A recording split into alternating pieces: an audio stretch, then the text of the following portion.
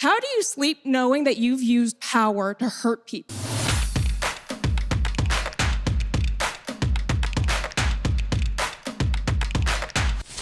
Hi, so a little bit of background.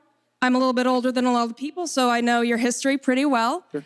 I know that you were able to find $4.5 billion in tax subsidies for Foxconn, even though you're talking about your budget.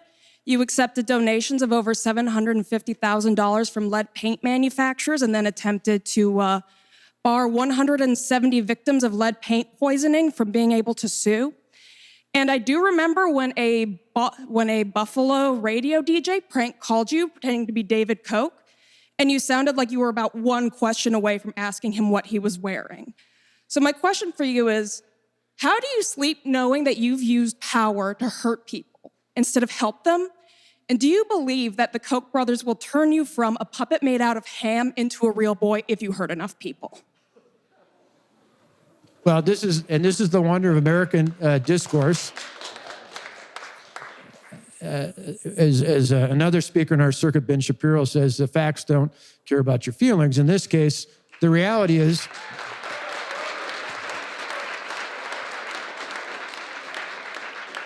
you can make up anything you want, and I've seen plenty of that in the past 8.5, 9 years. Good example of Foxconn.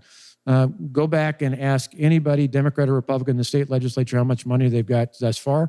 Not a penny. They only get money based upon what they earn. Like any other economic entity in the state of Wisconsin, they have to earn tax credits. So you can say whatever you want, but the facts are the facts. They haven't earned any tax credits. Which is why they don't. Which is why they haven't got any tax credits yet. So. No, in the end, and I didn't take any of that. The state didn't do any of that. Economic development projects in that area is one of the fastest growing corridors in the entire Midwest, one of the fastest growing in the country, and they don't get any tax credits, so they create jobs and make the capital investments that they claimed along the way. So that's just one of the many misstatements you made along the way.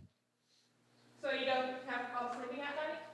No, again, because the facts are the facts, and I don't listen to. It's why I haven't read the comments on social media for 7.5 years, because people, like your statements, like to make up things that they hear from people that they want to believe, when the reality is, that's one of the problems. And actually, Barack Obama, I don't often agree with him, but I agreed with something he said the other day. I don't know how many people saw this, but he was talking to his foundation about the climate in America today, particularly on social media. It's part of the reason why I don't read comments on social media, because people on the left and on the right, in some cases, so I'm not saying it's exclusive out there, say things based on things they hear from sources they want to believe, as opposed to looking at the facts. And then we can have a disagreement on what the facts are, but the facts were not included in your statements out there. You can have a debate about whether you think it's a good idea to offer incentives in the first place, but for example, they haven't earned those, so they don't get the money from the state. It's just like other things out there, but people repeat misstatements enough time, particularly on social media. It's one of the things President Obama talked about the other day, is that if we're going to ever get things done in America, we've got to have a different discord out there that says, I can respect your disagreements, but at least we should actually begin by talking about facts.